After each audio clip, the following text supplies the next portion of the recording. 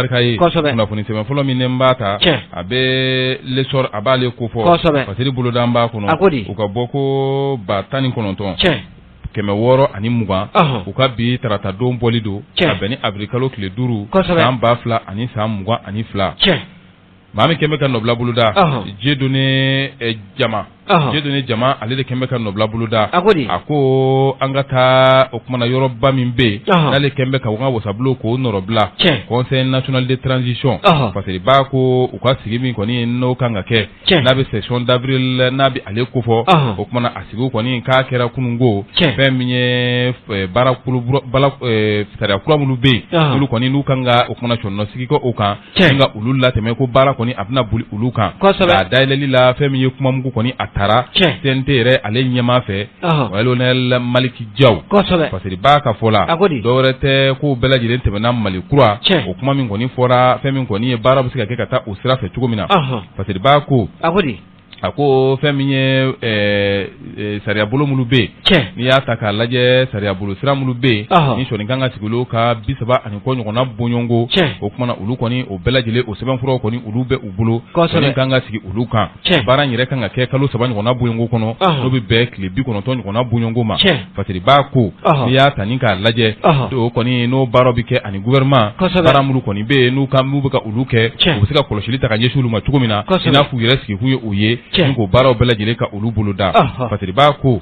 ɲɛmaaba n'a bɛ o kumana Colonel Maliki Diaw n'a bɛ ale ko fɔ ale min ye conseil national de transition ale min ye o maa ɲɛmaaba ye kuma mugu min kɔni n'a y'a ta n'o b'a ka discours kɔni n'a bɛ ale ko fɔ fɛn min ye o kumana sigi a ko bɛ se ka dayɛlɛ cogo min na baaraw ka daminɛ a ko n'i y'a lajɛ kɛnɛ in kan fɛn min kɔni ye kunungo maa minnu kɔni tun bɛ gouvernement ɲɛma Dr Choguel Kokala Mayiga o tɛmɛnen kɔfɛ ka bɔ yen fɛn min ye an ka cakɛdɔyɔrɔ belebelebaw o ɲɛmaw tun bɛ kɛnɛ kan ka taa se ministres kɔni ma ani an ka kumana jamana ɲɛmayasobaw olu maaw bɛɛ lajɛlen ka taa se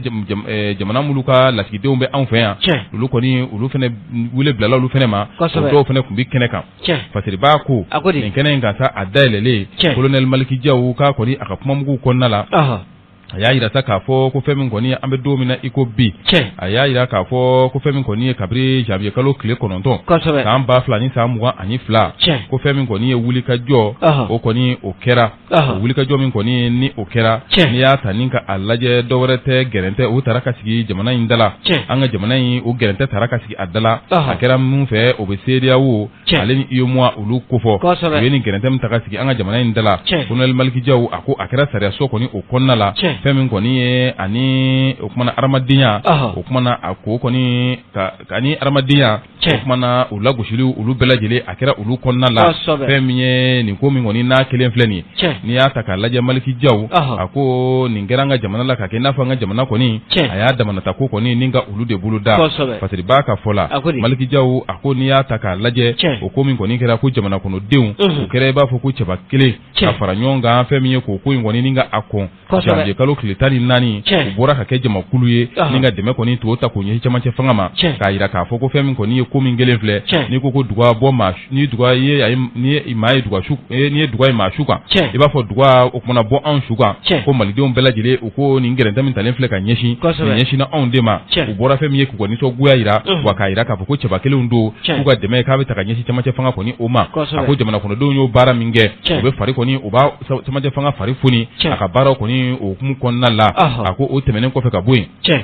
n'i y'a ta ni ka a lajɛ o ɲangini minnu kɔni kelen filɛ k'o ma a bɔ koyi fɛn min ye o kumana Union Européenne n'o ye nanzaraw ka keleyatɔnba o min bɛ yen k'o fɛnɛ nin ma bɔ olu fɛnɛ nana k'u ta fara kan a ko n'ale kɔni ma fili ko kumana ni ɲangini min talen filɛ CEDEAO fɛ ka ɲɛsin anw ka jamana in ma ko nin kulu min kɔni filɛ ko nin kɔni k'ale b'a dɔn k'a fɔ ninnu kɔni ka fɛn kɔni k'o man ka kɛ nin ko in na dɛ ko fo n'a sɔrɔ ale filila a ko a bɛ foli o tɛmɛnen kɔfɛ ka bɔ yen fɛn min an ka wolomasiri ta baw galabu bɛ se ka fa cogoya min na k'o kumana kunnafoni kunnafoni fana u tun bɛ bɔ ka bin radio so dɔ kɔni o sanfɛla la ani télévision so sanga ni waati kan ka wulumasiri tabaw ko kɔni u bɛ ka taa baga ma gansanw ma ni ka olu kɔni ni ka olu bɔnɛ u ni na ko baara min kɔni n'o bɛ ka taa ni ka o kɛ tantɔ parce que b'a ka fɔ la ko radio so in kɔni u y'o kuma ninnu ni ka olu fɔ an ka wulumasiri tabaw galabu bɛ se ka faga cogo min na ko k'a sɔrɔ nin kuma in kɔni tiɲɛ kisɛ kelen tɛ a la a ko o baara min kɛra kan ka lakana an ka cɛmancɛ fanga ma ɲɛmaw k'u ye wulikajɔ kɛ ni radio ninnu u bali u kana se ka sɔrɔ an ka jamana kɔnɔna la yan k'a b'o foli kɔni a b'o ta ka u ɲɛsin u ma bɛɛ lajɛlen kɔni o tɛmɛnen kɔfɛ ka bɔ yen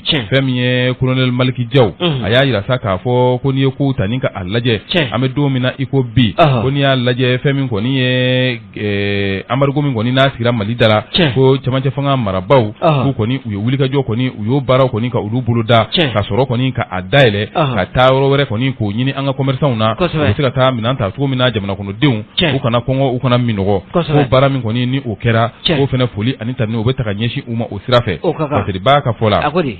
a ko colonel Maliki Jaw halisa a ka danatigɛli ninnu na a y'i sɔnni kɔni a y'o sigi min kan a y'a jira k'a fɔ ko fɛn min kɔni ye wulikajɔ minnu kɔni n'olu kɔni n'o kɛra cɛmancɛ fanga kɔni o maaw fɛ k'o tuma na an bɛ don min na ko bi ko n'i y'a ta ni ka a lajɛ ko fɛn min ye CEDEAO kɔni a ye gɛrɛntɛ minnu kɛ ko baaraw kɔni o kɛra ka ɲɛsin olu ma an ka wulumasiri tabaw k'olu kɔni fɛnɛ minɛnw ɲinina ka di olu ma ko wa k'olu yɛrɛ u bɛ ka yɛlɛ ni fanga ye an bɛ don min na ko bi o baaraw kɔni o bɛɛ lajɛlen o kɛnbɛ ko nka fɛn min kɔni ye jatigɛwale kɛbaw ye fɛn min ye a kɛlɛ kɔni ko a man nɔgɔn nka k'a bɛɛ la an ka wulumasiri tabaw ko kɔni u kɛn bɛ k'u jɔ u jɔyɔrɔ la a y'o foli min kɔni ni ko ta ka ɲɛsin olu ma ko wa ko malidenw yɛrɛ u bɛ ka kɔkɔrɔma donni min ta ka ɲɛsin an ka wulumasiri tabaw ma a ye jamana kɔnɔdenw fo ka ɲɛsin o ma b'a ko n'o ye Dieudonné Jama ye a ko kuma na fan dɔ o de kama sa o tɛmɛnen kɔfɛ Maliki Jaw k'a kɔni a y'a jira k'a fɔ ko kuma kɔni a ye kuma kɔni ta k'o ɲɛsin gouvernement ɲɛmaa ma n'o bɛ docteur Choguel Kokala Mayiga ko fɔ ko kuma na an bɛ don min na ko bi ko fɛn min ye malidenw kɔni u bɛ fɛ k'a dɔn ale kɔni a ka gouvernement tun bɛna baara kɛ ka taa sira min fɛ n'o bɛ péage n'a bɛ ale kofɔ programme d'action du gouvernement ko kuma na o kuma min kɔni n'o fɔra n'a fɔra ko baaraw bɛ kɛ Malikura sigili Malikura ko min fɔra ko baaraw bɛna ka ɲɛsin o ma an bɛ don min na i ko bi ko baara kɔni bɛɛ lajɛlen ko kuma na a tɛ se ka ta ka ɲɛsin CEDEAO ye gɛrɛntɛ min ta ka ɲɛsin anw ma k'o bɛ kɛ sababu ye k'o baara ninnu bɛɛ lajɛlen ko ka olu jɔ ko kuma na o kɔni ko tɛ se ka faamuya cogoya si la ko fɛn min ye CNT k'ale mun bɛ yen ka gouvernement kɔni ka baaraw kɔni k'o kɔlɔsi ko kuma na u bɛ fɛ ka ni Ala sɔnna ma ko wa ko nin kɔni tɛmɛnen kɔfɛ ko don n'a nataw la ko ala tɛna na mɛn ko n'a wele bila kuma na gouvernement ɲɛmaa ma ka ni dana tigɛ k'a ɲɛfɔ maaw kɔni ɲɛna fɛn min ye o kuma na Malikura ko min fɔra jamana kan ka jɔ ka taa sira minnu fɛ ko kuma na o kuma minnu kɔni n'o fɔra n'o jɔn bɛ k'a sababu kɛ ko gɛrɛntɛ ye ko ɲɛfɔli ka kɛ malidenw ye u bɛ se k'o faamuya cogoya minnu la sabula ko fɛn min kɔni ye jamana tɛ se ka jɔ o baaraw tɛ se ka jɔ ko k'a sababu kɛ ko CEDEAO kɔni ko fɛn bɛ ka gɛrɛntɛ kɔni ko k'o don an da la awɔ Maliki Jaw ko ten dɛ premier ministre fana bɛ ɲininka a dala ka na a bɛ ɲininka kɛ n CNT sigi kun y'o de wasabulon nɔrɔbila tɛ yan tiɲɛ don olu de bɛ se ka minisiri wele ni ko dɔ kɛra n'u m'a faamu olu de bɛ se ka wele bila minisiri ma a bɛna k'i danna tigɛ kosɛbɛ u b'a ɲininka nin kɛra tan nin kɛra tan o kumana ma nin faamu minisiri b'a ɲɛfɔ n'o ɲininkaliw m'u nisɔndiya u bɛ ɲininkali wɛrɛ k'a la f'u ka sɔn o se b'olu ye dɛ ayiwa ne hakili la nin waati in na premier ministre ale tɛna ɲininka o munna ale tɛ gouvernement kuntigi ye nin gouvernement kuntigi don o kuma na jamana kɔnɔ sariya de t'a la wa awɔ maa jumɛn bɛ yen k'i bɛ bonya ɲininkali ma o maa tɛ dɔ wɛrɛ tɛ u ko de ko jamana kɔnɔdenw olu bɛ jamana kɔnɔdenw de tɔgɔ la ko jamana kɔnɔdenw kɔnɔna fililen don ko maaw bɛ ɲininkali la k'a fɔ fɛn min kɔni ye refondation ko kuma min bɛ ka fɔ an bɛ don min na ko bi Malikura ko min kɔni n'o bɛ ka fɔ ko ɲɛsinnen don embargo kow ma ko kuma na n'i y'a lajɛ baara kura minnu kɔni n'olu kan ka kɛ gouvernement ɲɛmaa yɛrɛ a nali min kɛra a bɛna baara kɛ kati minnu kɔnɔ n'o y'a ka plan d'action du gouvernement n'o bɛ ale kofɔ ko kuma na o ko olu bɛ yɔrɔ jumɛn an bɛ don min na ko bi ko wa ko o baaraw kɔni k'o tɛ se ka jɔ o ma ko man ka jɔ ko k'a sababu kɛ ko fɛn min ye embargo kɔni k'o bɛ an kan k'o de ma faamu k'a kana ka ɲɛfɔli kɛ o kan ka kɛ o bɛ yɔrɔ minnu la o kan ka kɛ n'i nana gouvernement na n'i ko nin baara bɛ n bolo ni waati sera i kan ka wele ka na a baara a bɛ da jumɛn na a faamuna ko de don a faamuna a fɔra k'a bɛ ɲininka o de la o dun ko a t'i ɲininka cogo di n y'a faamu olu bɛ se ka gouvernement kuntigi wele k'a ɲininka dɛ. N y'a faamuya. O kumana ko k'ala tɛna na mɛn ko kumana u n'a wele ka na fɛn min kɔni a kana dannatigɛli kɛ ka ɲɛfɔli kɛ ka ɲɛsin olu ma. Fɛn min ye conseil national de transition u ka session d'avril u ka sigi min kɔni n'o kan ka kɛ avril kalo la a bɛna tali kɛ fɛn min ye tile 90 ɲɔgɔnna bɔɲɔgɔnko n'o bɛ taa bɛn kalo 3 ma sariyabolo caman bɛ yen mulu kɔni ni tigɛ kusoni kɔni bɛna sigi olu kan sariyabolo 30 ɲɔgɔnna bɔɲɔgɔnko a kumana ka taa se fɛn min kɔni ye n'i y'a lajɛ ɲɛnama bɛna kɛ baarabolo fɛnɛ kan olu bɛ taa kɛnɛya sira fɛ fɛn min ye ka taa se kalanko sira ma ani o kumana forobaca kɛyɔrɔ min bɛ yen o minisiriso o kumana u ka siraw kɔni olu dɔw fɛnɛ bɛ yen o kumana ka taa se a n'a ɲɔgɔnna caman ma ko tile 90 in kɔnɔ ko baara bɛna boli ninnu bɛɛ lajɛlen kan o kumana fɛn min ye Mahamudu yɛrɛ fɛnɛ bɛ yen olu ye kulu ye commission don CNT kɔnɔna la o commission u bɛ baara kɛ ka taa baarabolo caman fɛ olu fɛnɛ wuli ka jɔ kɛ ka taama kɛ ka taa taamaw kɛ o yɔrɔ ninnu na o baarabolo ninnu o kumana commission sigilen don mun kama ka taa lajɛ olu bɛ ka baara kɛ cogo min na o bɛɛ lajɛlen fɛsɛfɛsɛ ɲɛ bɛ se ka sɔrɔ o la cogoya minnu la ani faamuyali Kanseri ale kɔni ye nin an ye min sama ka bɔ l'essor kɔnɔ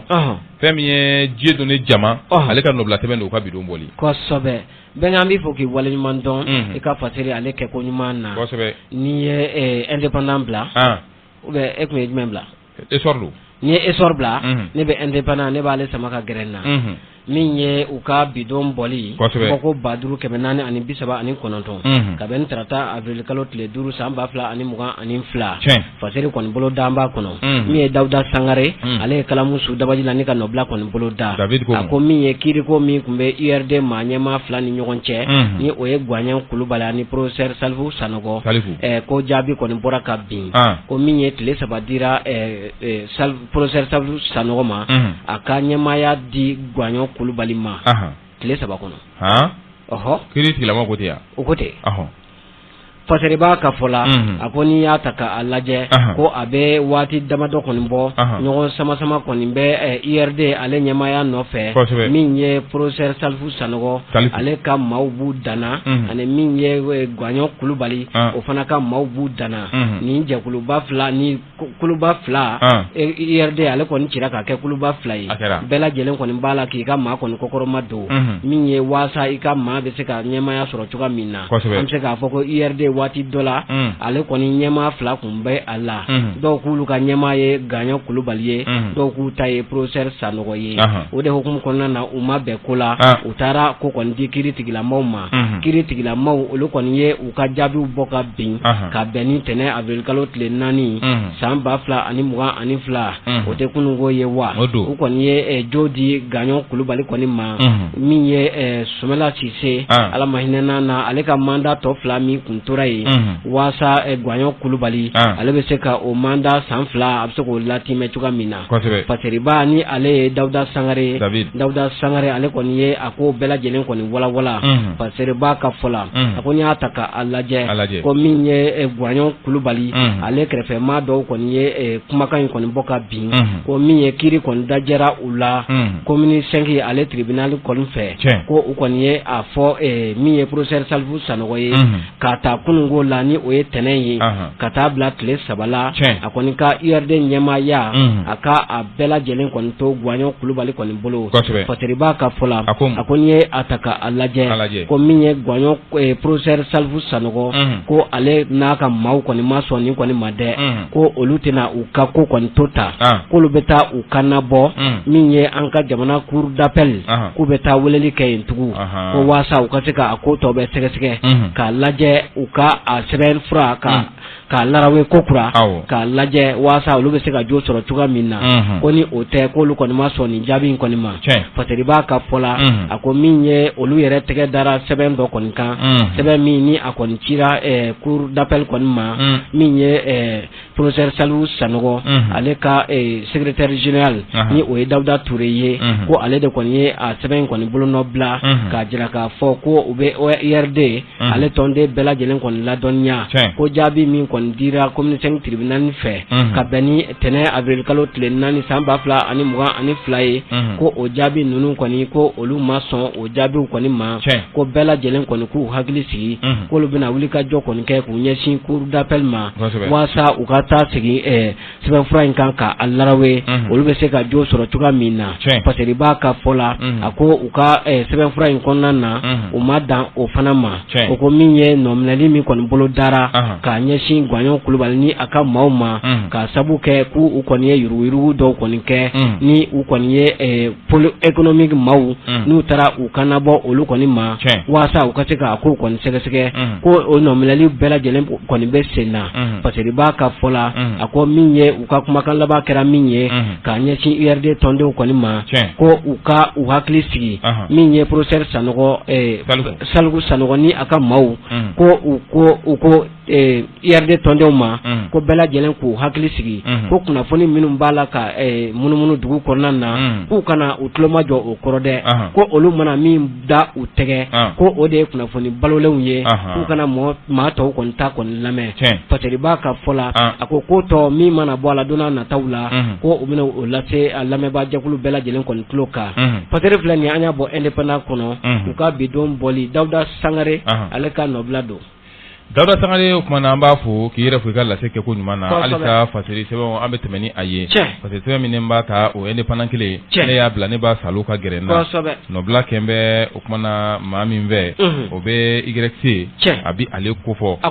YC a ko fɛn min ye Dr Umaru Marigo ko kunungo wulikajɔ kɔni o kɛra fɛn min ye olumatiri taaba dɔw fɛ fɛn min kɔni ye ka taga ɲɛsin o kumana a ka so kɔni o ma a ko Patirikɛba a ko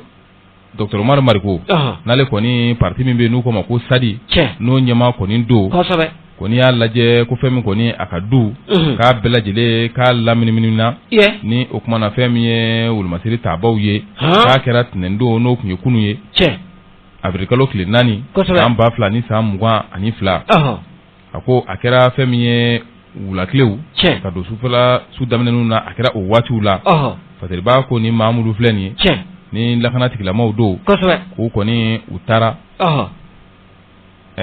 kunnafoni foyi kɔni o ma sɔrɔ fɔlɔ k'a fɔ min kɔni ye u se ko nka fɛn min ye Dr Umaru Marigo n'i y'a ta k'a lajɛ a ka parti secrétaire général a ka parti secrétaire la communication n'o ye Nuhun Keyita ye k'ale kɔni a ye bataki kɛ a y'a jira k'a fɔ ko maa dɔw kɔni nana ka don u ka président kɔni a ka du kɔnɔ n'u donni min kɛra du kɔnɔna la ko fɛn min kɔni ye u donni min kɛra u ye maa fɛn fɛn sɔrɔ yen n'o ye dukɔnɔmaw ye u y'u bɛɛ lajɛlen ka telefɔni ni k'u cɛ ni k'o kɛ ɲɔgɔn kan ka sɔrɔ ka fɛn min kɔni ye giri min bɛ so kɔnɔ ni ka o kumana fɛn min ye u sen kɛ ni ko o giri sen kɔrɔta b'a ko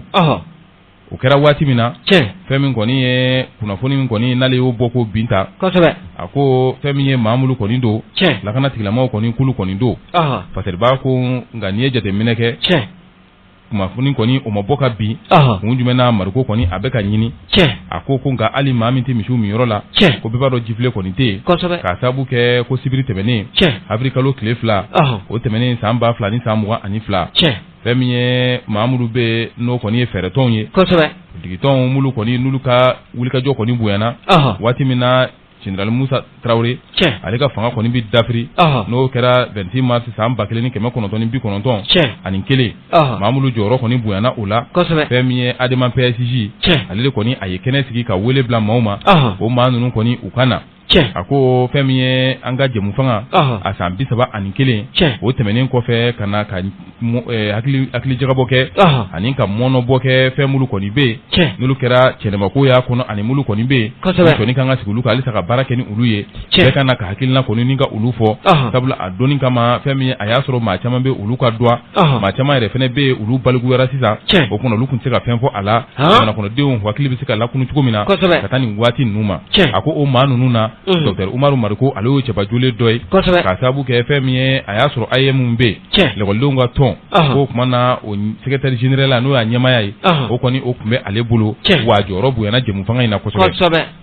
parce que b'a ko fɛn min ye jamu fanga in bɛ ta waati min na fɛn min ye jagoya fanga min tun bɛ n'o ye Musa Tarawele ale ka fanga kɔni o dafirila ka bɔ yen a ko n'i y'a ta k'a lajɛ o fanga min dafirila san 23 o kɔni o y'o de kɛ fɛn min ye malidenw dala parce que b'a ko o kɛnɛ in gansa n'i y'a lajɛ ko Dr Umaru Mariko ko kuma kɔni a ye o ɲɛfɔ kuma min kɔni ni maa caman kɔni y'a kumana a jateminɛ k'a fɔ ko lagosili kɔni don ka ɲɛsin an ka wulumasiri taabaw ma a ko o t'i dɔwɛrɛ ye k'a ye jalakili kɔni a y'o ɲɛsin an ka wulumasiri taabaw ma ko k'a sababu kɛ fɛn min ye ko jamana kɔnɔden kana bilalen ko caman kɔni u ye olu kɔni faga ka sɔrɔ u m'a min u m'a bɔn ko o kumana u ka jatigɛwalekɛbaw olu kɛlɛli senfɛ parce que b'a ko fɛn min kɔni ye maa minnu ye baara kɛ duguma ani sanfɛmaw k'olu bɛɛ lajɛlen olu de ye nin ko ninnu kɔni ni k'a boloda a kɛra yɔrɔ min na k'o bɛ mura ko fɔ parce que b'a ko o bɛ mura yɛrɛ a bɛ Moti région a bɛ yen kɔni fɛ b'a ko k'a y'o jalakili min kɔni k'o ta ka ɲɛsin an ka wulumasiri taabaw ma k'a tilala k'a yira tuguni k'a fɔ ko damatɛmɛ ko caman k'o kumana u b'o ta ka ɲɛsin fɛn min ye jamana kɔnɔden kana bilalenw ma n'o ye yɔrɔ ninnu kɔni sigibaw yɛrɛ kɔni ye ko n'o tɛ k'e bɛ se k'a faamuya cogo di ko maa min bɛ marifa t'a bolo fɛn min ye foyi t'a bolo ko o tigilama k'o kɔni minɛ ni ka tila k'o ninkɛnɛ karaba k'o kumana wulumasiri taaba bɛ se k'o kɛ cogoya jumɛn na a ko k'o kumana o ko min kɔni kɛra k'o kɛra dansago y'an ka wulumasiri taabaw fɛ ko wa ko fɛn min kɔni ye comité stratégique du M5 RFP k'o kumana o maaw kɔni ko n'i y'a lajɛ ko o kumana u nɔ bɛ nin ko in na fo ka taa se camancɛ fanga marabaw k'o kumana o maaw kɔni k'u bɛɛ lajɛlen k'u kan ka dɔn k'u kɔni nɔ bɛ nin ko in na parce que b'a ko Dr Umaru Mariko ko kɛnɛ in kɔni ka a ye nin kuma min fɔ maa caman kɔni bɛ a y'u ka kalifa tɔɔrɔ olu kɔni u y'u ka nisɔngoya kɔni ni ka o yira k'a yira k'a fɔ k'o kumana a ka wele a ka ɲɛfɔli kɛ nin ko in na a ko o kɛra fɛn min kɔni ye dɔgɔkun kunfori waatiw la parce que b'a ko n'i y'a lajɛ k'a sababu kɛ o y'a sɔrɔ chef d'état major des armées ale ye bataki bɔ o kumana k'a yira k'a fɔ ko jatigɛwale kɛba maa 200 nin kɔ ko kumana olu kɔni ta tiɲɛ maa 200 nin kɔ ko dangari kɔni kɛra olu la ko wa ko fɛn min kɔni ye u ka moto minnu bɛ yen n'u bɛ taama kɛ ni olu ye ko caman kɔni tiɲɛna tɛgɛ yɛrɛ kɔni o dara dɔw kan ani maramafɛn dɔw ko tɛgɛ dara ninnu bɛɛ lajɛlen kan a ko nin kuma min kɔni n'o fɔra chef d'état major fɛ ko Dr Umaru Mariko k'ale kɔni a y'a yira k'a fɔ ko kumana kuma min bɛ fɔla ko an ka armée kɔni n'o y'an ka wulumasiri taabaw k'u ni fanga bɛ yɛlɛnna ko kuma minnu kɔni k'olu kɔni k'o bɛ ka na fɔ ko kumana o bɛ ka kɛ cogoya minnu la ko o kumana bɛɛ lajɛlen b'o kalama ko wa ko hali maa minnu t'o kalama ko don n'a nataw la ko bɔnna ko kalama ko sabula k'o bɛ ka kɛ cogo min na ko bɛɛ b'a dɔn k'a fɔ a kɛcogo kɔni ko kumana a kɔni a cɛ ka jugu parce que b'a ko ko ni kuma minnu kɔni ne ninnu fɔra ko n'i y'a ta ni ka a lajɛ ko kumana ko maa caman kɔni ka nisɔngoya kɔni k'a yira ka taa o siraw kɔni fɛ parce que b'a ko hali n'o y'a sɔrɔ dannatigɛli ma kɛ ka sɛbɛn bɔ an bɛ don min na ko bi k'a yira k'a fɔ Umaru Mariko ko lakana tigilamɔgɔw b'a nɔfɛ fɛn min kama ko nka ko nin kuma min kɔni fɔlen filɛ ko maa bɛ se k'a bisigi k'a fɔ k'e ko a tɛ ka ɲini ninnu de kama wa parce que kɛ b'a ka fɔ la a ko o kumana ni i ye jateminɛ kɛ ko wulikajɔ kɔni o kɛra Umaru Mariko ale nɔfɛ k'a minɛ k'a bila kaso kɔni na ko mandat de dépôt kɔni o dara kan k'a sababu kɛ ko ninikisɛ bilen dɔ kɔni a y'o ta k'o ɲɛsin gouvernement ɲɛma kɔni ale ma ko kumana a taara a yɛrɛ sɔrɔ mandat de dépôt dara k'a taara kasobonba la ko kumana a seginna ka bɔ o la ko dɔwɛrɛ kɔni o filɛ ni a nɔfɛ ko kunun kɔni wulikajɔ kɔni o kɛra ko wa ka so kɔni k'a bɛɛ lajɛlen lamini lakana tigilamɔgɔw ye ko wa ko fɛn min kɔni u donna o taara sɔrɔ Umaru Mariko yɛrɛ kɔni a tɛ yen ko nka denbaya la a ka maa fɛn fɛn bɛ yen k'u y'u bɛɛ lajɛlen ka telefɔni fara ɲɔgɔn kan a ka secrétaire la communication o kumana n'o ye Nuhu Keyita ye ale de kɔni a ye nin kuma in kɔni a y'a kɛ laseli ye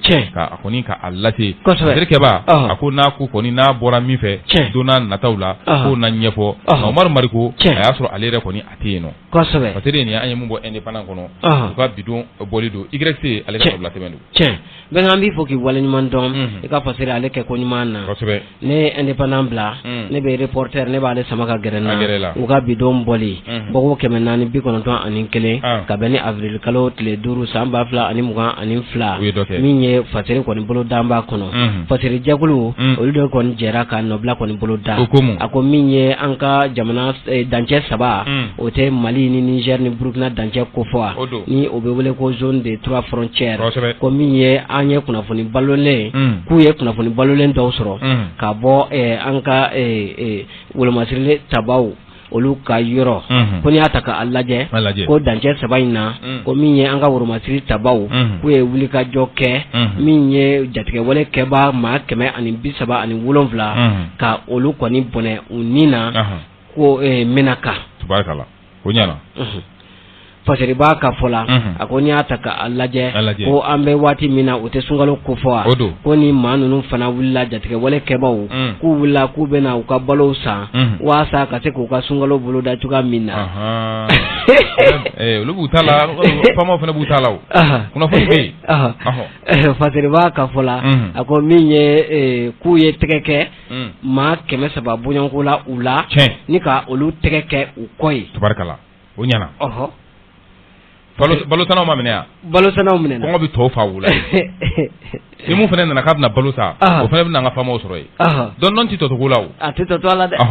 fasari b'a ka fɔ la a ko nin wulikajɔ in kɔni kɛra an ka jamana woromasiri tabaw kɔni fɛ ko a diyara jamanadenw ye kosɛbɛ kosɛbɛ ko olu kɔni nisɔndiyara nin ko in na o ye tɛgɛrɛba kɔni fɔ an ka sɔrɔdasiw ye ni o y'an ka faamaw kɔni ye ko a kɛra yɔrɔ min na o gouverneur ni o ye Gawo gouverneur ye ko fana wulila ka taa tarata marisikalo tile 29 ka taa an ka jamana min ye Tesaliti ka taa jamanadenw kɔni yɔrɔ ka taa min ye wulikajɔ min kɛra an ka jamana sɔrɔdasiw kɔni fɛ ka taa o foli kɔni na ni ka jamanadenw yɛrɛ fo k'u waleɲuman dɔn u ka wulikajɔw fana na fasari b'a ka fɔ la a ko n y'a ta k'a lajɛ a ko min ye an ka Gawo gouverneur ko a ka wulikajɔ kun tɛ dɔwɛrɛ ye min ye ka se ka jamanadenw ka se k'u ni lami min ye u ka se ka fara an ka jamana woromasiri tabaw kan ka kunnafoni balolen kɔni di u ma walasa min ye laɲini ye bɛn ni kelenya o bɛ se ka sabati an ka jamana kurukara kɔnɔna na cogoya min na ani hakilisigi o bɛ se ka na jamana fantan 4 bɛɛ lajɛlen fɛ cogoya min na fasari filɛ nin ye an y'a bɔ reporter kɔnɔ u ka bidon bɔli don reporter m'an b'u fo halisa an b'a fɔ an ka wolomasiri tabaw ma fɛn min ye k'u ni cɛsiri halisa ko cɛsiri k'u ka dɔ fara a kan an kɔni an b'u kɔsanga a n'a ka waati fasari ne b'a ta Mali Tribune ne y'a ta fɛn min ye Abdramane Diko ale de kɛmɛ ka nɔbila boloda u ka bɔ ko 229 u ka bi tarata don bɔli don ko wulikajɔ kɔni o kɛra a bɛ fɔ sariya bolo min ma n'o de ye loi de programmation militaire nafolo min kɔni n'o turuna ale la n'a nafolo ye samara don ko wulikajɔ kɔni bɛ ka kɛ camancɛ fanga marabaw fɛ ka wari ka a ladon dɔɔni dɔɔni ko wa ko fɛn min ye miliyari ye o kumana a caman ko kumana o ladonna ka ban dɛ tabarikala o diyara n ye fasari kɛba a ko di a ko fɛn min ye miliyari 10 sigiyɔrɔma caman ko kumana olu kɔni olu ladonna an ka wagani kɔnɔ ka ban n'o bɛ trésor public n'a bɛ ale ko fɔ k'a sababu kɛ a fɔra ko ka wulikajɔ min kɛ ka ɲinini min kɛ ani ka ɲɛdamali min kɛ ni loi de programmation militaire min filɛ nin ye n'ale kɔni n'a bilala sen kan fɛn min ye wolomasiri tabaw minɛnw bɛ ɲini ka d'u ma cogo min na ani dɔw bɛ se ka taga fara u ka cogoya minnu la fasari b'a ka fɔ la a y'a jira k'a fɔ ko n'i ye kow ta ni ka u lajɛ ko kumana président de la transition colonel Assimi Goïta k'ale kɔni yuruguyurugu ani ŋanamu ani dunko juguya o kɛlɛli hukumu kɔnɔna la k'a kɔni a ye jɛkulu dɔ sigi sen kan a bɛ fɔ min ma ko commission d'audit o kumana o jɛkulu in ka baara tɛ dɔwɛrɛ ye na fɛn min ye loi de programmation militaire a ko ninnu nana cogo min na ka ɲɛdama k'a bɛɛ lajɛlen kan k'a womisɛnninw bɛɛ lajɛlen lajɛ olu kɔni n'u ni sariya tɛ taa o kumana k'o bɛɛ lajɛlen ni ka olu fɛsɛfɛsɛ o kumana ka sɔrɔ ka mun wari n'o kan ka segin fɛɛrɛ ka kɛ olu ka segin a ko ni jɛkulu in sigira sen kan kabini septembre kalo san 2000 ni san 21 fasari b'a ka bɔ la a ko n'i ye ko ta k'u lajɛ nin jɛkulu min filɛ nin ye k'a kɔni a ye wuli Mahamudu kɔni b'a kɔnɔ Mahamudu n'olu ye dɔnni karamɔgɔw ye fɛn min ye o kumana comptabilité ta fanfɛla la fasari b'a ka fɔ la a ko olu de kɔni u ye wulikajɔ kɛ ko kabini octobre olu kɔni u bɛ wulikajɔ kɔni u bɛ ka u bolo da fɛn min ye n'i ye ko ta ni ka u lajɛ ko an bɛ don min na ko bi ko nin ko in kɔni na Mahamudu bɛ yen n'o ye sɔrɔ busumbaw ye ko 100 ɲɔgɔnna ni kɔ ɲɔgɔnna buɲɔnko ko n'i y'a ta k'a lajɛ nin ko in na kulu kɔni u tɔgɔ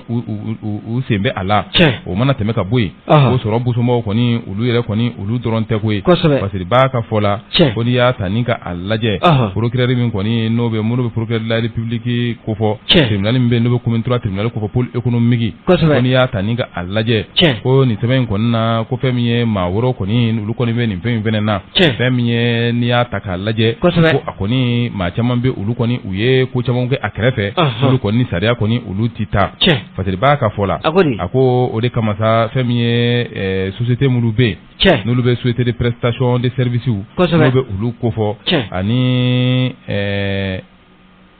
ani fɛn min ye société minnu fana bɛ yen olu kɔni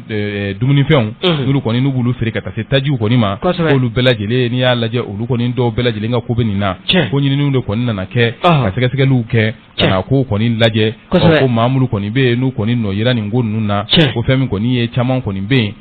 dɛrɛkɛra olu kan nafolo ninnu kɔni ko n'i y'a ta k'a lajɛ ko fɛn min kɔni ye caman kɔni olu sɔrɔla k'olu bila faso kɔni u ka jiginɛ kɔnɔna na fasiri b'a ka fɔ la a ko n'i y'a ta ni ka a lajɛ n'i y'a ta ni k'a lajɛ a ko o kumana o wari minnu kɔni n'olu sɔrɔlen filɛ nin ye ni ka olu kɔni k'o bila jiginɛ kɔnɔ ko i n'a fɔ a bɛ fɔ cogo min na ko fɛn min ye kiri min kɔni bɛ yen kiri goma ko tuma na i ka fɛɛrɛ kɛ ka fɔ ka bɛnkɛ ko la ko ka fisa k'a fɔ fɛn min ye kiri kɔni dajɛlen la koyi ko ni kɔni n'i bɛ se ka fɔ ka bɛnkɛ ko la a ka nɔgɔya fɛn min ye i ka se k'i ka fɛn sɔrɔ ko da ka di maa la ni kiri duman ye dɛ sabula kiri kɔni ko a sɛbɛkɔrɔ ka ca parce que b'a ka fɔ la a ko loi d'orientation de la programmation militaire o ko min kɔni filɛ ko n'i y'a lajɛ a kɔni sigira sen kan kabini san 2000 ni san 15 jamana ɲɛmaa min bɛ yen n'ala y'ale miniji dɔgɔya Alhaji Ibrahima Boubacar Keita ale de kɔni nana ni a ye fɛn min ye wari min fɔra n'o kɔni n'a fɔra ko wari bila ko wari don a la miliyari 1000 230 ɲɔgɔnna bɔɲɔngo san 5 kɔni kɔnɔna la ni miliyari ninnu kɔni a bɛ don fɛn min ye nin sira ninnu fɛ wolomasiri tabaw u bɛ se ka jo cogo min na ni k'u kɛ keye ko n'i y'a lajɛ minansanw kɔni olu tun bɛ a la ka wolomasiri tabaa kuraw ta k'u tɛgɛ don ca la ninnu bɛɛ lajɛlen kɔni ninnu bɛ a la a n'a ɲɔgɔnna caman nka an bɛ don min na a nana ye k'a fɔ wari in kɔni a tacogo kɔni a man ɲi o de kama a fɔra ko ka ɲɛnama kɛ kɔni k'o kɛ wari in kan ko camancɛ fanga maa ɲɛma k'ale kɔni a y'o commission min sigi n'o ye jɛkulu in ye k'o kɛra sababu ye miliyari 10 sigiyɔrɔma caman olu kɔni sera ka sɔrɔ ka bila an ka Wugande kɔnɔ Abdramane Diko ale ka nɔbila sɛbɛn nin ye an ye min sama ka bɔ Mali Tribune kɔnɔ u ka bidon bɔli bɛɛ an b'i fɔ k'i waleɲuman dɔn ka Mali Tribune maaw bɛɛ lajɛlen fɔ k'u waleɲuman dɔn Fasiri ne bɛ tɛmɛ ni a ye le reporter ne b'ale sama ka gɛrɛ n na u ka bidon bɔli bɔko 491 ka bɛn ni tarata avril kalo tile 5 san 2022 Fasiri ale kɔni bolo dan bɛ Jango Kulubali fɛ Jango Kulubali a ko min ye an ka jamana kɔnɔna na min ye Prytanée militaire ale terilakaw olu kɔni ye joli di ani fura kɔni o y'o doni k'a di an ka woromasiri tabaw ma subarikala o ɲana a kɛra sibiri tɛmɛnen o ɲana Fasiri b'a ka fɔ la a ko min ye sibiri tɛmɛnen avril kalo tile 2 san 2022 min ye l'amicale des anciens élèves du Prytanée militaire olu kɔni olu ka jɛkulu ye fara ɲɔgɔn kɛ min ye ka joli di fo ka taa se fura ka ta k'a di an ka jamana lakana tigilabaw ma ko a kɛnɛ in kɔni ɲɛmaaya tun bɛ an ka jamana minisiri bolo min ɲɛsin bɛ kɛnɛya kow ma ni o ye Jaminatu Sangare ye ko o tɛmɛnen kɔ min ye ko maa caman tun bɛ a kɛnɛ kana Fasiri b'a ka fɔ la a ko n'i y'a ta k'a lajɛ ko nin fura ninnu kɔni bɛna bila an ka jamana min ye sɔrɔdasiw olu ka kɛnɛyaso ko a furaw bɛna bila yen ni o tɛmɛna ka bɔ yen an ka jamana police nationale o direction ba ko a fura dɔw bɛna taa bila yen fo ka taa se min ye protection civile ko fura dɔw bɛna taa yen fo ka taa se Prytanée militaire de Kati dɔw bɛ taa bila o yɔrɔ fana na a ko n'i ye fura ninnu ta k'a lajɛ ko fura ninnu kɔni kɔnɔna na ko furaw bɛ yen min ye woromasiri tabaw kɔni mago bɛ jɔ fura minnu na kosɛbɛ a ko min ye l'amicale des anciens élèves du Prytanée militaire u ka nin fara ɲɔgɔn kan jɛkulu ko a bɛ taa maa 1000 ani 600 la 1600 membres ko olu de farala ɲɔgɔn kan ka nin jɛrɛba in kɔni bolo da waasa ka se ka u ka ŋaniya jira ani u ka dɛmɛ kɔni ta k'a ɲɛsin an ka woromasiri tabaw kɔni ma u bɛ wuli ka jɔ min na su ani tile ko o waleɲuman dɔn u ye Fasiri b'a ka fɔ la a ko n'i y'a ta k'a lajɛ a ko nin jɛkulu in kɔni ye wuli ka jɔ kɛ ka se maa ŋaniya ɲumantigiw dɔw kɔni ma maa minnu kɔni sɔnna ka u ka joli kɔni di dugu kɔni na u y'o joliw bɛɛ lajɛlen kɔni doni kana blanka woromasiri tabaw kɔni ka bolo kan a ko ni o tɛmɛna ka bɔ yen a ko min ye ko ni joliden ko a dikun ko kunba b'a la ko a dikun ye ka maaw kɔni ni de kisi kɛrɛnkɛrɛnnenya la an ka finitigilakaw maa minnu kɔni ni u jogina kɛlɛdagaw la olu bɛ se ka kisi teliya la cogoya min na jɛkulu maa ɲɛma ni o ye colonel major Umar Cisse ye ale kɔni kumana a ye foli ani waleɲuman dɔ kɔni ta k'a ɲɛsin maa o maa ni o de kɔni nana joli di kɛ walasa k'an ka jamana sɔrɔdasiw ka o banabaatɔw kɔni dɛmɛ parce que i b'a ka fɔ la a ko min ye jɛkulu maa ɲɛma a kɔni y'a jira k'a fɔ ko nin ko in kɔni tɛna kɛ u ka wulikajɔ dan ye ko wulikajɔ caman b'u bolo don n'a nataw la a ko nafa min bɛ nin jolidi in na ko a tɛ se ka fɔ k'a se a hakɛ la a ko min ye Umar Cisse a kɔni nisɔndiyara u ka nin wulikajɔ in kɔni kɔnɔna na parce que i b'a ka fɔ la a kɔni y'a jira k'a fɔ a ko min ye 1,10 bɔɲɔnko k'o de dira jamanadenw ani sɔrɔdasiw dɔw kɔni fɛ walasa ka se ka nin fura ninnu kɔni san k'a di an ka finitigilakaw ma parce que i b'a ka fɔ la a ko n'i y'a ta k'a lajɛ a ko maa minnu kɔni ye maa minnu bɛ nin jɛkulu in na ko a fanba ko civiliw b'a la ko finitigilakaw kɔni fana bɛ a kɔnɔna na ko o tɛmɛnen kɔ an ka jamana minisiri min ɲɛsin bɛ kɛnɛya ko ma ale tun bɛ kɛnɛ kan'a na a ye kuma ta Jaminatu Sangare a kɔni ye wulikajɔ kɔni min kɛra jɛkulu in kɔni fɛ a y'u fɔ k'u waleɲuman dɔn u ka wulikajɔ la a ko ni ko min kɛlen filɛ u fɛ ko nin kɔni ye misali ɲuman ye wa k'a b'a a ɲini u fɛ u kana dan nin ma don n'a nataw la u ka wulikajɔ caman kɛ a ko ale kɔni bɛ u ka bila la su ani tile ni u mako bɛ fɛn o fɛn na ale kɔni ka dɛmɛ b'u u yɔrɔ fasɛri filɛ nin ye an y'a bɔ reporter kɔnɔ Jango Kulubali ale ka nɔbila don u ka bidon bɔli don bɛnkɛ reporter ni y'ale bila halisa kunnafoni nasira la fasiri sɛbɛn min ne b'a ta a bɛ lesor ko fɔ lesor fasiri bolodan b'a kɔnɔ u ka bɔ ko ba 19 619 wa kunungo bɔli o don Jɛnɛba Bagayoko ale de ye nɔbila boloda an ka taa fɛn min kɔni ye farikolo ɲɛnajɛ ale kunkan n'an taara farikolo ɲɛnajɛ kunkan fɛn min ye Petro Bama a ɲɛmaaba min bɛ yen Cheikh Umar Karanyara fɛn min ye esor maaw ye u taara u n'a ye fɛn min ye o kumana barosigi kɛ barosigi min n'a kɛra a bɛɛ kɔni a bolila fɛn min kɔni ye farikolo ɲɛnajɛ a bolila o de kan Cheikh Umar Karanyara n'ale kɔni ye Petro Bama ɲɛmaa ye k'a ko k'ale kɔni a bɛ to sanga ni waati bilala sogo min na a bɛ se ka dɛmɛ kɔni k'o ta k'o ɲɛsin fɛn min ye farikolo ɲɛnajɛ ma Mali kɔni ale kɔnɔna la yan parce que b'a ko fɛn min ye o kɔni gɛrɛna Cheikh Umar Karanyara la ka taa ɲininka o kuma na farikolo ɲɛnajɛ o bunakun kan ani a yɛrɛ a ka baara in yɛrɛ a bɛ k'a kɛ cogoya minnu la a nana la cogoya minnu la u ye nin bɛɛ lajɛlen u ye nin ɲɛfɔ barolatigi ale senfɛ fɛn min ye esor maaw ye u ye ɲininkali kɛ u ko Petro Bama ale cɛkɛda min filɛ nin ye sa n'i y'a ta k'a lajɛ o kumana baarakɛɲɔgɔnya kɔni o bɛ ani Fédération Malienne de Football kɔni olu ni ɲɔgɔn cɛ wa fɛn min ye a ye denfaya yɛrɛ fɛnɛ kɛ fɛn min ye tournoi min kɔni kɛra n'o o tako sabanan tun ye nin ye n'o ye tournoi international des étoiles du Mandé parce que b'a ka fɔ la a ko u ye ɲininkali min k'a la u ko o kumana an bɛ don min na ko bi Cheikh Umar Karanyara ko nin tournoi yɛrɛ n'i y'a ta k'a lajɛ n'o tournoi min kɔni filɛ nin ye n'o bɛ o kumana jeunes kɔni n'a kɛra sababu ye k'olu fara ɲɔgɔn kan kɛrɛnkɛrɛnnenya la Mali Laginɛ Burkina Faso jeunes fara ɲɔgɔn kan hakilina jumɛn yɛrɛ bɛ la nin hukumu kɔnɔna la Cheikh Umar Karanyara a y'a jira k'a fɔ k'ale kɔni a nisɔndiyalen don a sewalen don nin tournoi min kɔni n'a kɛra fɛn min ye n'ale kɔni n'a kɛra a denfa ye parce que b'a ka fɔ la a ko Cheikh Umar Karanyara a y'a jira k'a fɔ ko n'i y'a ta k'a lajɛ k'an bɛ don min na i ko bi ko fɛn min ye maa caman kɔni olu bɔra ka na kɛnɛ in kɔni ale kan ko n'i y'a lajɛ kɛnɛ in yɛrɛ kan n'ale y'a denfaya kɛ k'a kɔni a kɛra sababu ye fɛn min ye agent de joueurs caman kɔni bɛ yen olu kɔni n'i y'a ta k'a lajɛ olu kɔni tun bɛ kɛnɛ kan ko wa ko n'i y'a ta ni ka a lajɛ Cheikh Umar Karanyara ale ka fɔ la a ko an bɛ don min na ko bi ko n'i y'a lajɛ ko nin ko min kɔni n'a kelen filɛ n'a kɛra ɲɛnajɛ kɔni ye Badugu Nafaji ko n'i y'a ta k'a lajɛ ale kɔni a yera finale kɔni kɛnɛ kan ko fɛn min ye ale kɔni a ye min kɔni n'a ye o ye k'o ti dɔwɛrɛ ye n'i y'a ta k'a lajɛ kɛnɛ in kɔni kan ko maa caman kɔni olu kɔni u kun bɛ yen fɛn min ye ɲɛmaaw caman kɔni Académie des Étoiles olu caman kɔni kun bɛ kɛnɛ kan a ko n'i y'a ta k'a lajɛ an bɛ don min na ko bi ko fɛn min kɔni ale bɛ dugawu de kɛ a tako 4 na o kuma na fɛn min a tako 4 na wala kɔni k'an si kɔni ka u jɔ ka o kɔnɔ esor maaw y'a ɲininka tuguni o ko fɛn min ye Cheikh Umar Karanyara ko n'i y'a ta ka a ko Cheikh Umar Karanyara ko ni 3e édition min filɛ ko mun de jara e yɛrɛ kosɛbɛ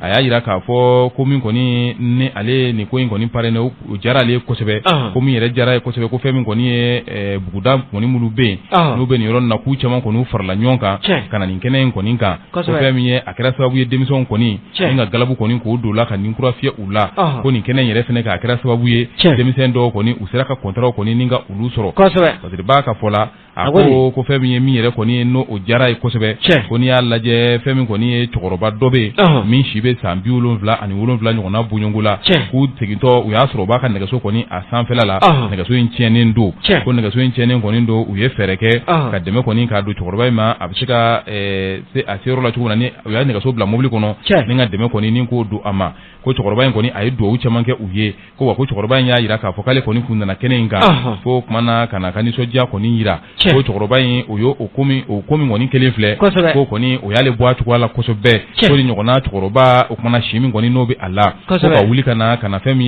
ye a ka dugulamaw u ka équipe min kɔni tun bɛ yen ka n'o jukɔrɔma don ko wa a nana o équipe min yɛrɛ jukɔrɔma don n'o ye académie les étoiles du Mandé ko wa k'olu yɛrɛ de ye o kumana kubu ta koyi k'olu yɛrɛ de ye kubu ta cɛkɔrɔba ka taama ma kɛ fu ye ko wa ko o kumana o b'a yira k'a fɔ cɛkɔrɔba a nisɔndiyalen kɔni o tun bɛ ka segin ko o kumana ale kɔni a bɛ se k'a fɔ ni tako sabanan min filɛ k'a kɔni a sɛbɛkɔrɔ jara ale ye ko wa a kɛlen min kelen filɛ ka contrat di denmisɛn caman ma ka taa nansara jamana kan ko ka sababu kɛ agent de joueur kun bɛ yen ko y'a nisɔndiya belebeleba dɔ ye parce que b'a ka fɔ la a ko halisa fɛn min ye ɲininkaliw ma ban koyi esɔr maaw o kumana o y'a yira k'a fɔ ko Cheikh Umar Karaɲara ko yala ko fɛn min kɔni ye baara bolo dɔw kɔni yala o kumana o b'i bolo ka ɲɛsin fɛn min ye kumana ka ɲɛsin dolantan ma wa Mali dolantan ma wa o y'a ɲininka o la awɔ ko baarabolo dɔ b'i bolo ka ɲɛsin Mali dolantan ma wa min tɛ ka to ka se ka dɛmɛ kɔni i bɛ se ka dɛmɛ min don o ma n'an k'o ma ko sponsoring ko yala o bɛ yen wa Umar Karaɲara a ko dolantan yɛrɛ filɛ dolantan de ka di ale yɛrɛ ni ale yɛrɛ filɛ nin ye fɛn min ye farikolo ɲɛnajɛ bɛɛ ka d'a ye ko nka kɛrɛnkɛrɛnnenya ko dolantan o de ka di ale yɛrɛ ni ye dɛ ko kabiri ale bɛ denmisɛnninya la k'ale kɔni a tun bɛ fɛ ka kɛ dolantanaba ye ko nka fɛn min ye a fa Ala ma hinɛ a la k'a da yɔrɔ nɛma ko kɔni dolantan ko kɔni o ma k'o fɛla ye o kɔni y'a yira k'a fɔ ko jakuma fila de ka d'a ye a ko o kumana a y'a to cɛkɔrɔba ta la ale taara jakuma fila kɔni o sira fɛ a ko a ye wuli ka jɔ kɛ fɛn min kɔni ye san 2000 ani san 2000 ni san 5 n'o bɛ 2005 ko fɔ ale kɔni a taara fɛn min ye Congo Brazzaville san 5 ɲɔgɔnna a y'o de kɛ yen san 2000 ni san 10 a seginna ka na faso kɔni kɔnɔna la a seginne min kɔni kɛra ka na faso kɔni ale kɔnɔna la fɛn min ye a nana a ye min ye taji feere yɔrɔ belebele a kɔni nana ka na o dayɛlɛ taji feere yɔrɔ min kɔni n'o bɛ Petrobama n'a bɛ ale ko fɔ a ko taji feere yɔrɔ yɛrɛ bɛ dayɛlɛ tuma min na a kɛlen k'o dayɛlɛ k'ale kɔni a ye wuli ka jɔ kɛ fɛn min ye ka tournoi dɔ kɔni k'o kɛ n'o bɛ dolantan tournoi ko fɔ a yɛrɛ bɛ sigida min na n'o bɛ o kumana Torokɔrɔbugu ko fɔ a ko a y'o o tɔgɔ kɔni da ko vacances foot ale bɛ kɛ sababu ye ka sifinnakaw u caman kɔni ni ka u fara ɲɔgɔn kan fɛn min kɔni ye a yɛrɛ bɛ sigida mun na ko maa caman kɔni bɛ olu ye galabu don a la olu kɔni y'a yira k'a fɔ nin ye ko ɲumanba ye a ka ko nin baara in kɔni kɔnɔna la o kumana k'a tor'o de la fɛn min ye a ko laɲiniw yɛrɛ a ko vacances foot min kɛ k'a yɛrɛ ka laɲini ye min ye san 2000 ni san 10 san 2000 ni san 23 o nata in na k'a bɛna Bamako o kumana a sigida 6 u bɛɛ lajɛlen o équipew bɛɛ o kɔnɔ o sen bɛ se ka don nin ko in na cogo min na a kana kɛ o kumana ale yɛrɛ bɛ yɔrɔ min na ani maa wɛrɛw ko Bamako sigida a 6 bɛɛ lajɛlen o sen ka don a la fɛn min ye a ka kɛ vacances foot belebeleba ye ko k'a sababu kɛ compétition min kɔni n'a filɛ nin ye ko kumana a ka di ale yɛrɛ ni ye kosɛbɛ ko wa fɛn min ye funɛŋɛniw kɔni bɛ dolantan min kɛ ko de bɛ kɛ sababu ye ka funɛŋɛniw kɔni n'u ko u surunya ɲɔgɔn na halisa esor maaw ye ɲininkali u y'a ɲɛsin Cheikh Umar Karaɲara la u ko k'an bɛ don min na i ko bi ko n'i y'a lajɛ ko Majide barrage min bɛ yen an ka Aigle du Mali ko kumana an tun bɛ ka Majide barrage ta an bɛ se ka kɛ fɛn min ye diɲɛ walanba o kɛnɛ kan n'o bɛ Qatar 2022 ko fɔ ko Cheikh Umar Karaɲara o kɔni o éliminatoire la ko Aigle kɔni a binna dɛ e yɛrɛ bɛ se ka mun fɔ o la Cheikh Umar Karaɲara a ko kumana o yɛrɛ o ma se ɲininkali la koyi ko k'a sababu kɛ ale kɔni ko o ko min kɔni kelen filɛ i n'a fɔ maliden tɔw k'a kɔni a digira ale la kosɛbɛ ko nka ko n'i y'a ta ni ka a lajɛ ko fɛn min kɔni an ka Aigle du Mali o ni Tunisie min kɔni n'o karila ɲɔgɔn na ko fɛn min ye an ma se ka sebaya min sɔrɔ k'a kɛra jigilatigɛ ye ka ɲɛsin ale ma ko wa k'a b'a dɔn a kɛra jigilatigɛ ka ɲɛsin maliden caman ma sabula k'a kun b'an bɛɛ nin kan an ka jamana n'o y'an ka Aigle du Mali a bɛ se ka fɛn min kɔni a ka tige sɔrɔ ka taa Coupe du Monde kɔni ale kɛnɛ kan nin ka kɛ a siɲɛ fɔlɔ ye o fana kun ka don tariku la ko nka ko n'i y'a ta ni ka a lajɛ ko fɛn min kɔni ye ko kɔni o ma se ka taa yɔrɔ jan parce que b'a ka fɔ la a ko o kumana n'i y'a lajɛ k'ale yɛrɛ wulikajɔw kɔni olu kɔni kun bolo dalen don fɛn min ye sanga a n'a ka waati fɛn min ye ka dɛmɛ kɔni k'o ta ni ka a ɲɛsin o kumana Fédération Malienne de Football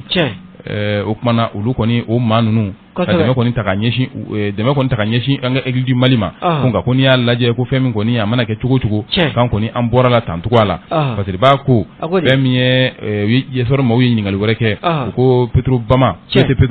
a ɲɛmaa Cheikh Oumar Karaniara k'an bɛ don min na i ko bi ko fɛn min kɔni ye ko baara ɲɔgɔnya n'i y'a ta ni ka a lajɛ ko o bɛ ani fédération k'an bɛ don min na i ko bi ko baara ɲɔgɔnya kɔni o bɛ ani Fédération Malienne de Football kɔni olu ni ɲɔgɔn cɛ wa ani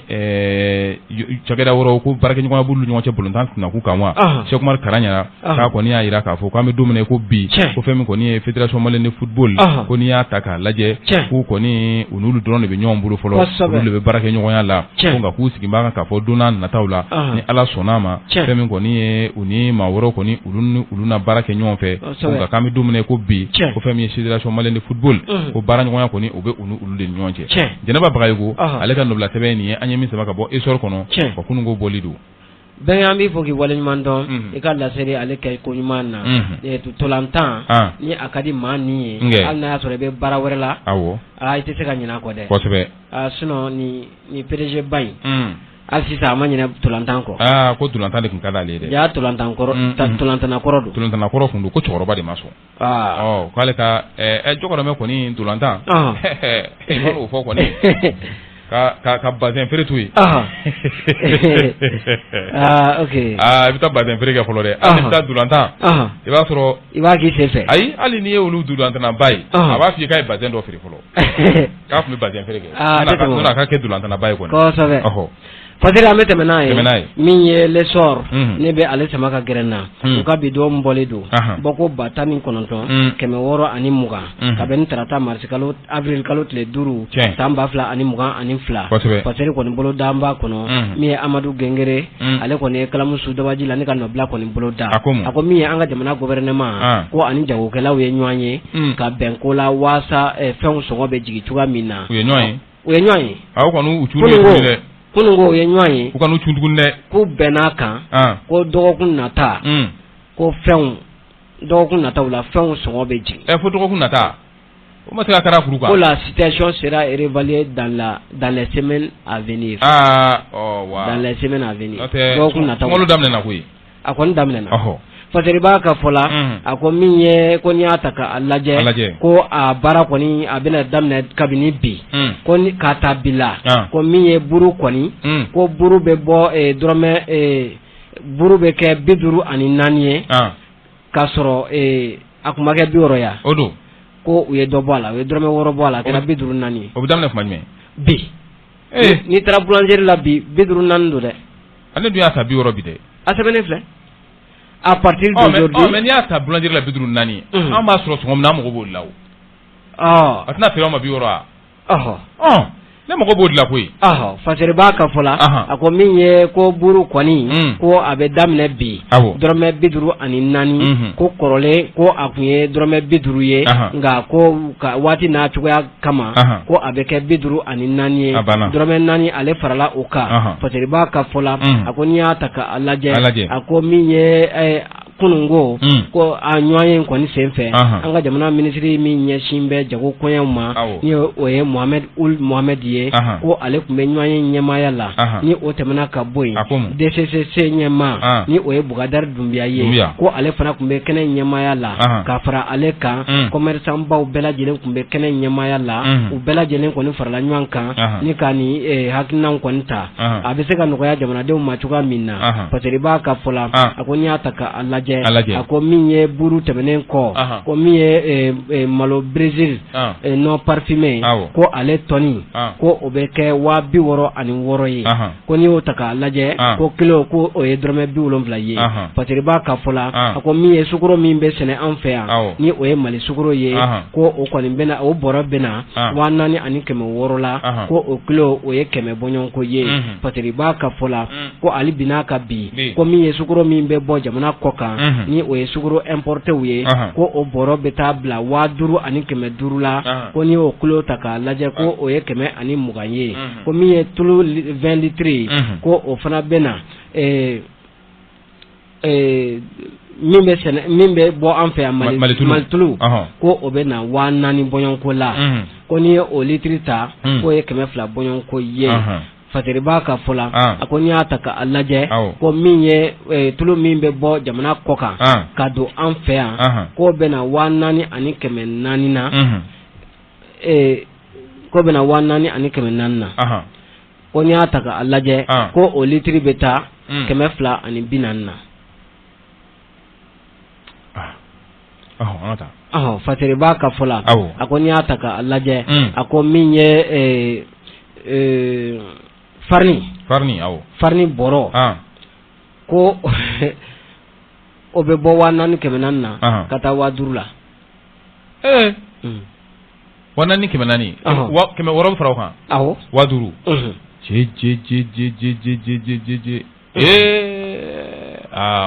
o de buru yɛrɛ gɛlɛya jawo Fateriba ka fɔ la a ko n'i y'a ta k'a lajɛ a ko nin ko ninnu ko da ma se kuma min ma k'o ye simanko kɔni ye k'u ye kuma bɛɛ lajɛlen fɔ u da ma se simanko ma n'i y'a mɛn i bɛ so jɔ i kɔnɔ falen don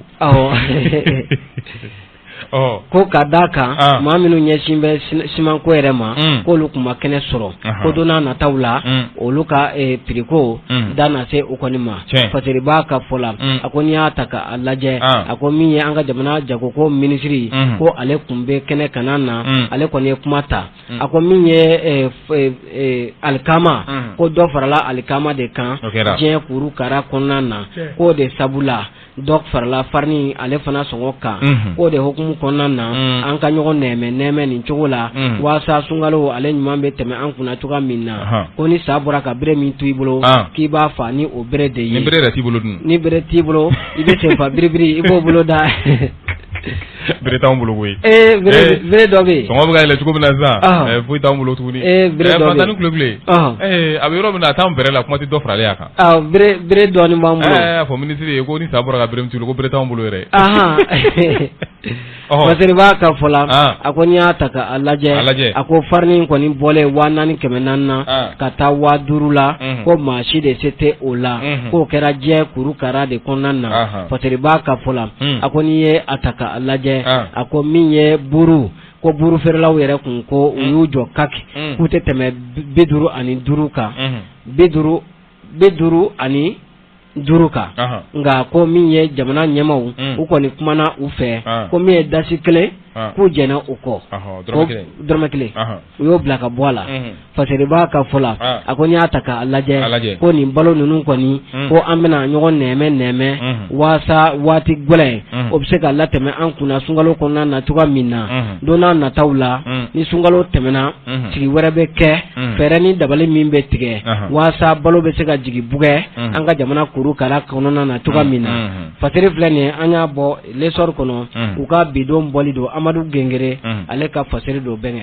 Idrissa Bandini dunun ninnu kan de ka di bala ninnu kan ka di nka n'i donna sugu kɔnɔ i bɛ kunkan wɛrɛ de bɛ mun ci nin ye o de ye gɛlɛya ye o n'o tɛ n'u ye ɲɔgɔn ye kuma duman min fɔ yen koyi nka sɔngɔ minnu fɔlen filɛ dɔgɔkun wɛrɛ ka taa sugu kɔnɔ ka taa lajɛ taa u ye minnu fɔ nin ye i bɛ taa dɔwɛrɛ de sɔrɔ yen o de ye gɛlɛya ye o de ye gɛlɛya ye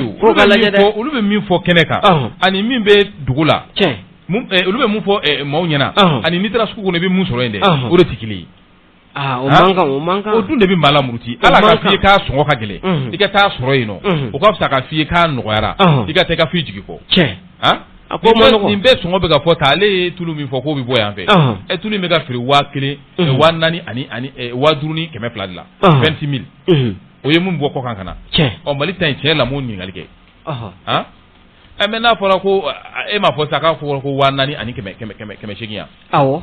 ou bien 400 ni 400 de don 20 litres 20 litres mun b'o kɔ kan na min bɛ yan ko o ye 400 awɔ donc o litre ye 200 ye bon min bɛ bɔ kɔ kan o litre ye 240 ko a bidon bɛ feere le bidon le 20 litres a 22 000 o do 400 o de do e y'o de fɔ sisan awɔ nka n'i taara ka taa 5000 ni 200 ka f'i ye o la o cɛ man jan ɲɔgɔn ye ko jɛgɛjalan ni baji n'u bɛ kuma kɔni fɔ tiɲɛ la kuma ninnu fɔ yen nka n'an donna sugu kɔnɔ an bɛ dɔwɛrɛ min tɛ nin ye dɛ awɔ kɛ an bɛ dɔwɛrɛ min tɛ nin ye vraiment o k'a lajɛ sunkalo dun fɛ a ma nɔgɔn dɛ ni sunkalo tɛ yen i ka taa sɔngɔ dɔ ka f'i ye nka i kɔngɔtɔ jɔlen ni nege bɛ nin k'i fa i ka t'i jɔ k'a fɔra ko sɔngɔ in a dun fɔra ko ɲɛmaaw y'a fɔ a ma nɔgɔn dɛ ko feerelikɛla ninnu yɛrɛ t'a la a duman f'i ye tulu min bɛ bɔ n'i ko k'a fɔra radio la ou bien k'a fɔra télé la ko a sɔngɔ ye nin ye ko ministre ko ten dɔw yɛrɛ bɛ dɔgɔya koyi k'i t'i jɔ ministre fɛ ko k'a feere ma dɔw bɛ nin bɛɛ f'i ye ala duman tɛ f'i ye kosɛbɛ alors que a dun fɔra ko client ye wura de hali ni client ye nin f'i ye k'a fɔra ko nin sɔngɔ don i t'a a lafaamuya i k'a fɔ tiɲɛ yɛrɛ la an m'a sɔrɔ nin na walima k'a nɛgɛ hali dɔw t'o f'i ye koyi dɔw bɛ sin k'a f'i ye k'e m'a fɔ ko DG Cissé directeur ko ten yan ko taa i jɔ Dunbuya ka da la k'a ka tulu feere e ma ko t'o fɛ yen k'olu y'u ka tulu sɔrɔ cogo min na olu b'o sɔrɔ cogo dɔn nin bɛ ɲɛnabɔ cogo di e yɛrɛ ye min fɔ nin cɛ ka jan ɲɔgɔn na 400 400 ani 500 nin bɛ ɲɛnabɔ cogo di a tɛ ɲɛnabɔ dɛ e dun filɛ nin i mago b'a la ni mago b'a la i bɛ bɔ ale fɛ i bɛ taa mɔgɔ wɛrɛ fɛ o b'o kelen f'i ye kosɛbɛ i bɛ mun wɛrɛ kɛ i bɛ Ala minɛ i b'a ta n'i sɛgɛnna i tɛna wari to i kun ka tɛmɛ Ala ka sababu ɲuman k'an ye amina yarabi Idrissa Badini halisa kunnafoni an bɛ tɛmɛ n'a ye ne bɛ indépendant ta indépendant n'i y'a ta o bɛ ale de kɛmɛ ka nɔbila bolo da an ka taa Kalabankoro n'an taara Kalabankoro nin kɔni nin ye sifinnaka ye min kɔni n'a ye kojugu kɛ koyi a ye kojugu kɛ ka da kɔni ni ko o sɛbɛkɔrɔ sago ale kɔni kɛra sababu ye fɛn min kɔni ye den tanin dɔ bɛ n'a bɛ san 15 ɲɔgɔnna bonyɔngo la ni ko bɔnɛ a nin na dɛ fasiriba ko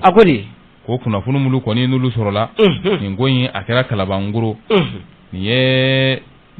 sifinnaka ye min si bɛ san 30 ni kɔ ɲɔgɔnna bonyɔngo la ale de filɛ o kumana nin den tanin n'a bɛ san 15 ɲɔgɔnna bonyɔngo la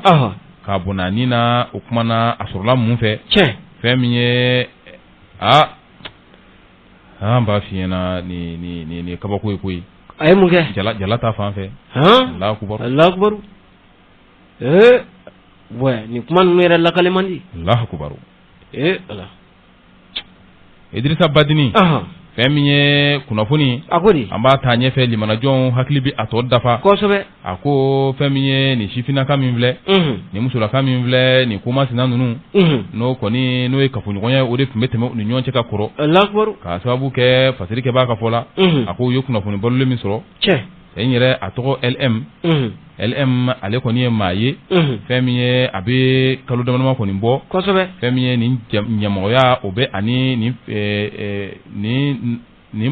muso in ni ɲɔgɔn cɛ min kɔni n'a bɛ yiriden kɛnɛw kɔni a bɛ olu feere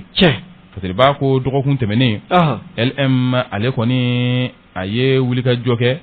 ka fɛn min ye furaw kɔni ta fura minnu kɔni n'o ye cɛya furaw ye a y'o cɛya fura ninnu kɔni ka olu de ta ka o kumana waati dɔ kɔni kɛ o waati kɔni kelen a ɲamamuso min filɛ n'o bɛ BD n'a bɛ ale kofɔ k'o de filɛ ka wulikajɔ kɛ i n'a fɔ ladalako la a b'a ka yiriden kɛnɛ feere kɔni na a nana fɛn min a ɲamakɛ in fɛ yen ka na ni yiriden kɛnɛ ninnu ye ɲamakɛ in n'o ye LM ye ale filɛ ka yiriden kɛnɛ ninnu bɛɛ lajɛlen san ni ka o kumana a tasa yɛrɛ sigi a kɔrɔ a ye o baara ninnu kɛ tuma min na ale ta kɔni b'a kɔnɔ ɲɛmɔgɔmuso in a filɛ ka o kumana a tɛntɛn dɛ ni ka don n'a ye sokɔnɔna la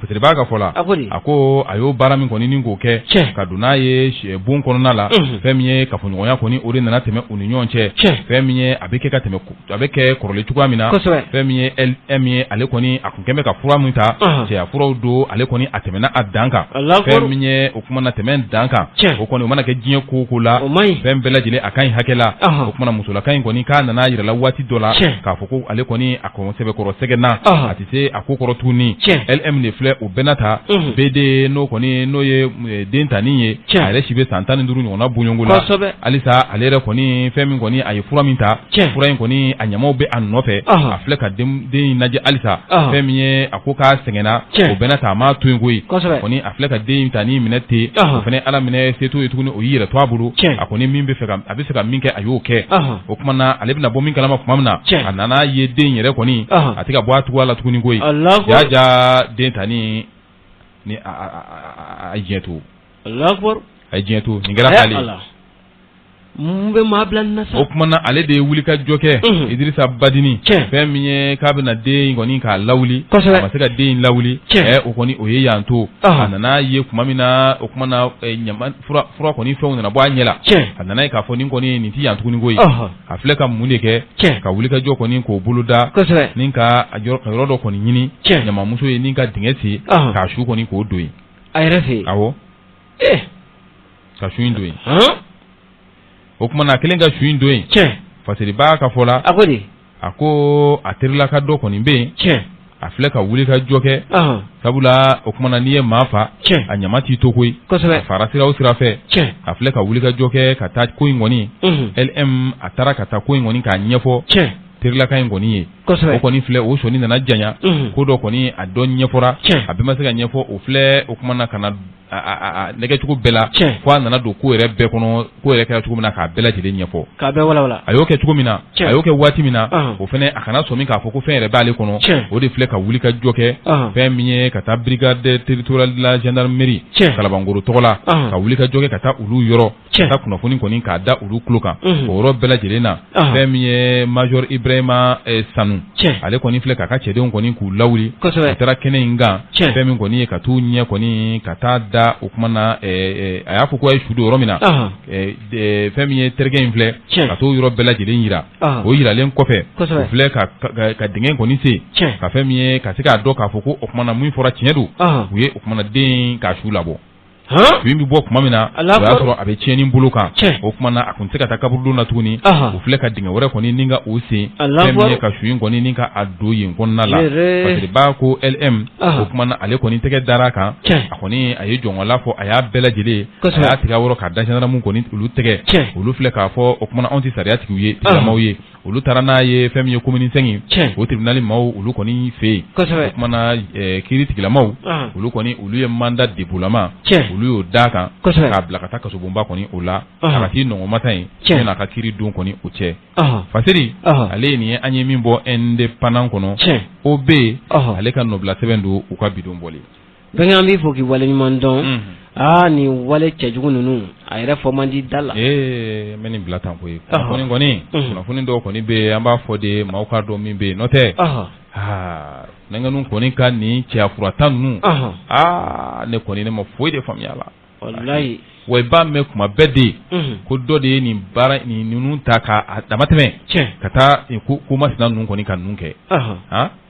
e ma dɔn nin kɛra tiɲɛni ye sa nin ye tiɲɛni ye nin ye tiɲɛni ye i ye dɔ bɔnna nin na e yɛrɛ ka diɲɛlatigɛ tiɲɛna wallahi